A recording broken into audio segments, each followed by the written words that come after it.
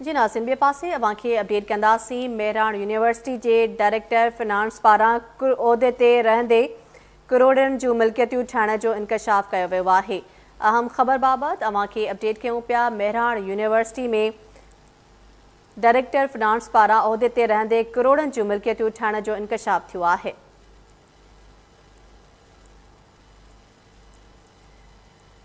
20 वरियन खां director finance की कुर्सी ते वेठल मुनीर अहमद शेख पुटन, धीअ, घरवारी ऐं ॿियनि भातियुनि जे नाले ते मिल्कियतूं ख़रीद कयूं। अहम ख़बर अवां सां शेयर कयूं पिया।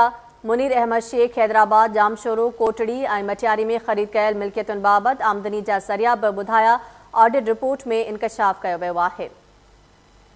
मेहरान यूनिवर्सिटी के डायरेक्टर फिनांस पारां उहदे ते रहंदे करोड़े रुपयनि जूं मिल्कियतूं ठाहिण जो इंकशाफ थियो आहे। तफ़सील लाइ असां राब्तो कयो आहे KTN news reporter Imtiaz Mastoi सां। जी इम्तियाज़, छा तफ़सील आहिनि? Mehran university of engineering technology जामशोरे जे VC असलम उकेलीबाद डायरेक्टर फाइनेंस मुनीर अहमद शेख बे उहदे ते रहंदे करोड़े रुपए जो मिल्कियतूं आहिनि उहे ठाहिण जो इंकशाफ थियो आहे। मेहरान यूनिवर्सिटी में मुनीर अहमद शेख 20 सालनि खां मुबैना तौर ते डायरेक्टर फाइनेंस जे उहदे ते वेठल आहे।